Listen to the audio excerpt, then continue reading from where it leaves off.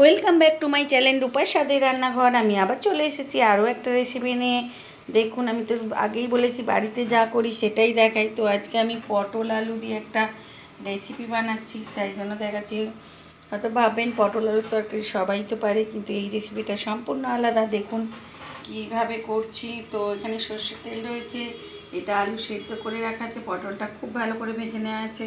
এখানে যেটা আছে দেখুন, আম আর দই আর শুকনো লঙ্কা, তেজপাতা, একটুখানি রসুন আর আদা, এটা আছে গোলাপ জল, আর এখানে আছে ঝাল মশলার জল। এবার চলুন, আমি আগে কড়াইটা বসিয়ে দিয়েছি, গ্যাসটাও জ্বেলে দিয়েছি। রিফাইন তেলে আমি আগে এই আলুটা ভেজে নিই।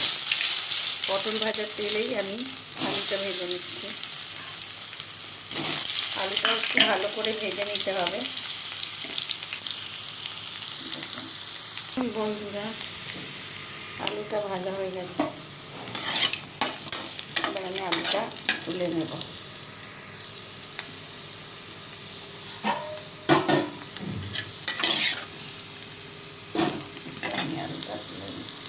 আলুটা ভাজা হয়ে গেছে, তুলে নিয়েছি। এরপর আমি মশলাটা নিয়ে নিচ্ছি। সর্ষের তেলটাও নিয়ে নিলাম, সর্ষের তেল দিয়ে দিলাম। তো আমি এবার 5 ফোড়ন দিয়ে দিলাম, সঙ্গে দিয়ে দিলাম শুকনো লঙ্কা,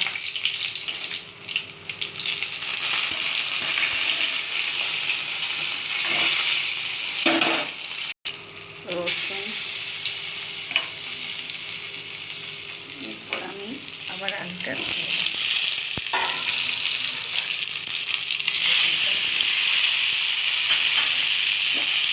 মশলাটার সঙ্গে ভালোভাবে ভেজে নিই।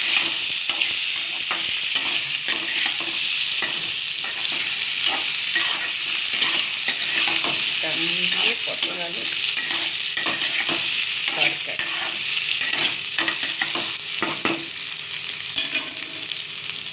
এরপর আমি আদাটা দিয়ে দিচ্ছি। এখন দেবো পরিমাণ মতন হলুদ,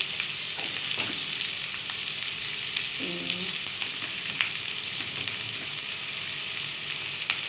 নুন,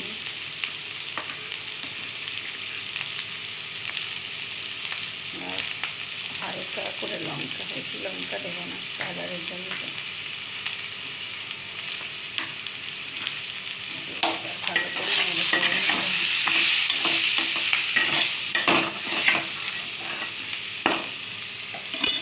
আঁচটা লাস্টে দিয়ে নামিয়ে নেবো। এরপর একটু মশলাটা দেওয়ার জন্য একটু জল দিলাম, ভালো করে কষিয়ে নেব।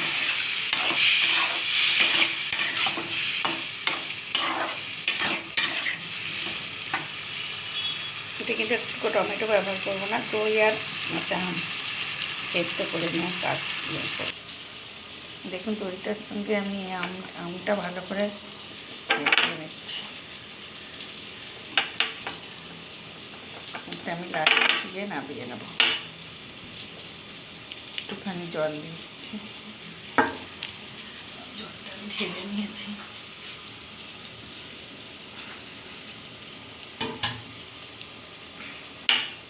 আম আর দই একসঙ্গে এখানে আছে। দেখুন এটা লাস্টে দিয়ে নামিয়ে। দেখুন বন্ধুরা, আমার এটা ভালো করে কষানো হয়ে গেছে। আর এর মধ্যে যে পটল আর আলুটা ভাজা ছিল, তো এই জলটাই ধুয়ে দিচ্ছি। দেখুন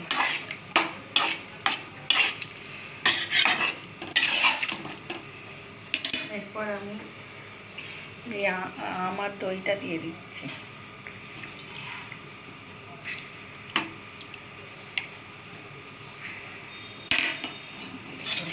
ফুটে গেলে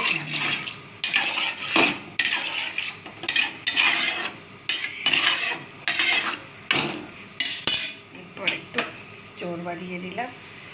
দেখুন বন্ধুরা, এইভাবে একবার আম আর দই মিক্স করে করলে দারুণ হয়, একবার করে দেখবেন। দেখুন বন্ধুরা, আমি 3টে কাঁচা লঙ্কা দিয়ে দিলাম ওপর দিয়ে।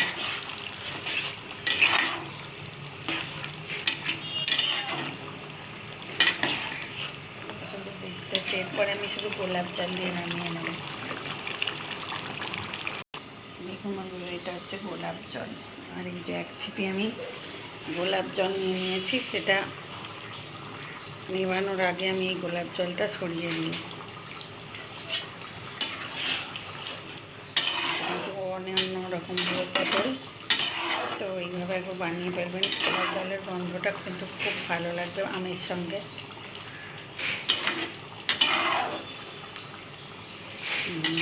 দারুণ হয়েছে, গন্ধটা দারুণ।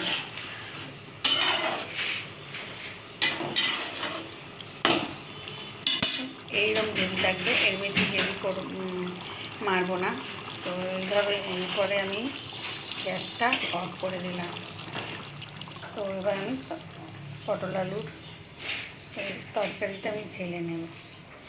দেখুন বন্ধুরা, কাঁচা আম আর গোলাপ জল দিয়ে আমার এই পটল আলুর তরকারিটা, দই আর গোলাপ জল, তো দেখুন কত সুন্দর দেখতে হয়েছে তরকারিটা, কিন্তু খেতেও খুব ভালো হয়। আর গোলাপ জল আর আমের গন্ধটা খুব ভালো লাগে।